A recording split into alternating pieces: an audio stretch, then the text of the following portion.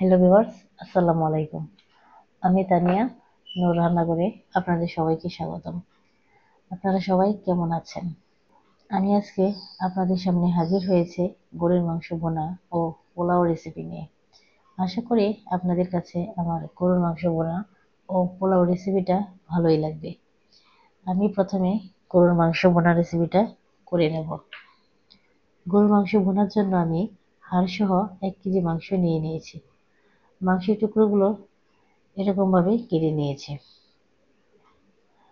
আপনারা আপনাদের ইচ্ছে মতো কেটে নেবেন। মাংসটা আমি ভালো করে ধুয়ে নিয়েছি। এবার আমি একটা প্যান নিয়ে নিয়েছি। প্যানে মাংস ঢেলে দিয়েছি। আমি হাতে মাখিয়ে মাংসটা রান্না করে নেব। এখন আমি মশলাগুলো দিয়ে দেব। আদা বাটা দিয়েছি 1 টেবিল চামচ, রসুন বাটা দিয়েছি 2 টেবিল চামচ, পেঁয়াজ কুচি দিয়েছি 1 কাপ পরিমাণ। 1 কেজি মাংসে 1 কাপ পরিমাণ পেঁয়াজ কুচি দিয়েছি। আরও দেব 5টি বড় টুকরো দারুচিনি, 8টি ছোট এলাচ, 4-5টি তেজপাতা টুকরো করে দিয়েছি, 4টি লবঙ্গ দিয়েছি, 2 টেবিল চামচ মরিচের গুঁড়া, 1 টেবিল চামচ হলুদের গুঁড়া, 2 টেবিল চামচ ধনিয়ার গুঁড়া, 2 টেবিল চামচ ভাজা জিরার গুঁড়া দিয়ে দিয়েছি।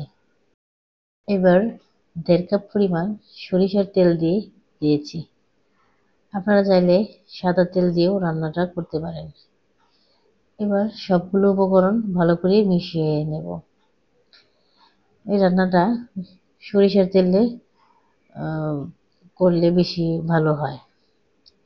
আমার মনে হয় হাতে মাখিয়ে গরুর মাংস ভুনা করলে মাংস অনেক বেশি টেস্টি হয়।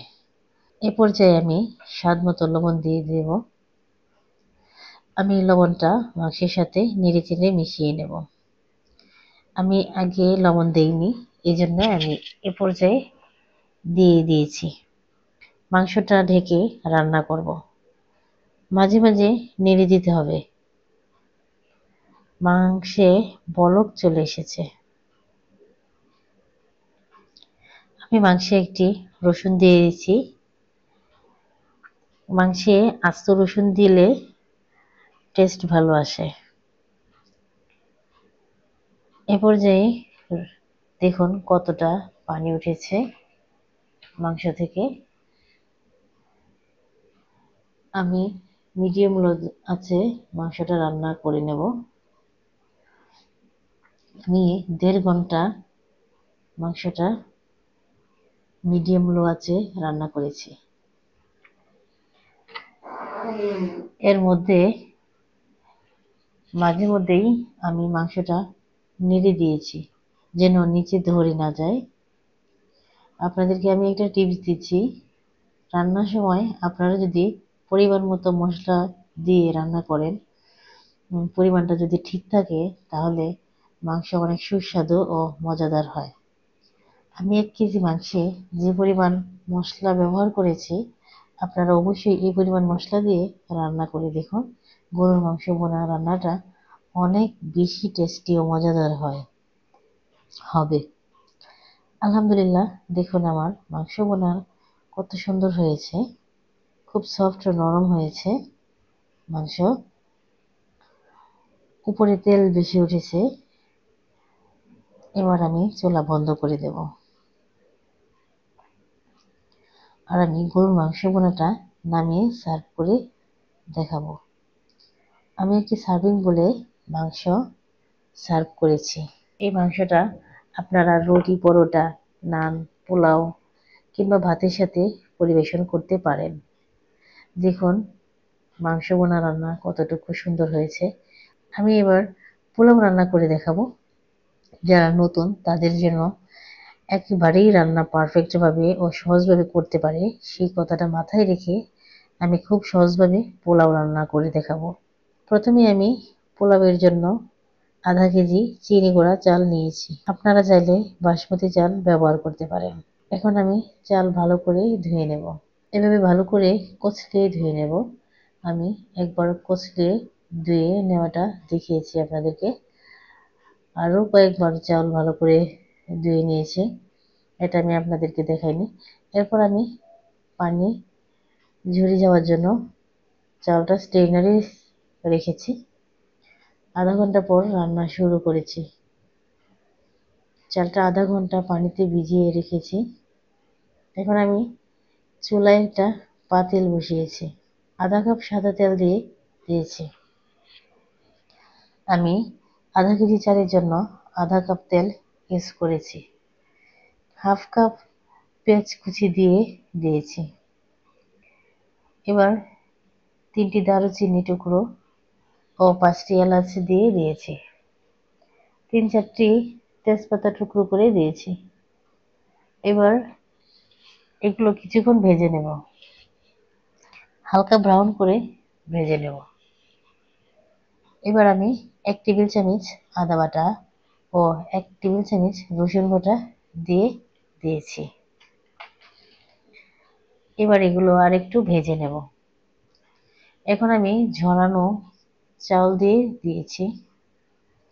চালটা ভালো করে ভেজে নিচ্ছি। চাল ভালো করে ভেজে নিলে পোলাওয়ের খুব সুন্দর ঝরঝরে হয়। ঝরঝরে পোলাও রান্না করতে চাইলে অবশ্যই চালটা মিডিয়াম লো আছে ভেজে নিতে হবে। চাল ভাজা হয়ে গেছে। এবার আমি চালের ডাবল পরিমাণ পানি দিয়ে দেব।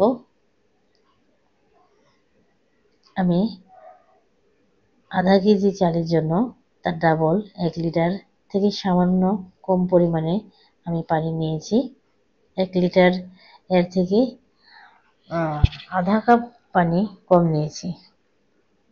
এই পানির পরিমাণটা ঠিক থাকলে আপনাদের পোলাও রান্না একদম পারফেক্টভাবে ঝরঝরে হবে। এই পর্যায়ে আমি স্বাদ মতো লবণ দিয়েছি। আমি 3-4টি মরিচ টুকরো করে দিয়েছি। পানিতে বলক চলে এসেছে। আমি ঢেকে 20 মিনিট মিডিয়াম লো আছে পোলাও রান্না করছি। এর মধ্যে আমি পোলাও নেড়ে চেড়ে দেব। চালটা ঘন হয়ে এসেছে। এ পর্যায়ে আমি চালটাও উল্টে পাল্টে নেড়ে চেড়ে দেব। আর একদম লো আছে পোলাও দমে রাখবো। কিছুক্ষণ পরে দেখুন আমার পোলাও হয়ে গেছে। আমি আবারও একটু নেড়ে দেব। খুব সুন্দর ঝরঝরে হয়েছে। পোলাওয়ের চালটা একদম সিদ্ধ হয়ে গেছে। আমি এবার পোলাও সার্ভ করে নেব। মাশাআল্লাহ, আমার পোলাওটা দেখুন কতটা ঝরঝরে হয়েছে। কয়েকটা টিপস ফলো করে এভাবে সহজ করে পোলাও রান্না করলে পোলাওটা অনেক ঝরঝরে ও খেতে মজা হয়। আমি আগে গরুর মাংস ভুনা করেছি। পোলাওয়ের সাথে গরুর মাংস ভুনা সার্ভ করেছি। সাথে কিছু সালাদ যেমন শসা টুকরো, গাজর টুকরো, পেঁয়াজ টুকরো, লেবু ও টমেটো কুচি দিয়ে গার্নিশ করেছি। ঝরঝরে পোলাওয়ের সাথে গরুর মাংস ভুনা হলে আর কিছুই লাগে না। 1 প্লেট ভাত বা পোলাও এভাবেই খাওয়া যায়। মাংস ভুনাটা অনেক সফট ও নরম, খেতে খুব মজাদার ও সুস্বাদু হয়েছে। আপনারা যদি আমার পোলাও ও মাংস ভুনা রেসিপিটা ফলো করে রান্না করেন তাহলে আপনাদের রান্নাগুলো এরকম মজাদার ও সুস্বাদু হবে। আশা করি আমার রেসিপিগুলো আপনাদের ভালো লেগেছে। যদি ভালো লাগে তাহলে লাইক কমেন্ট করতে ভুলবেন না এবং সাবস্ক্রাইব করে আমার পাশেই থাকবেন। আল্লাহ হাফেজ।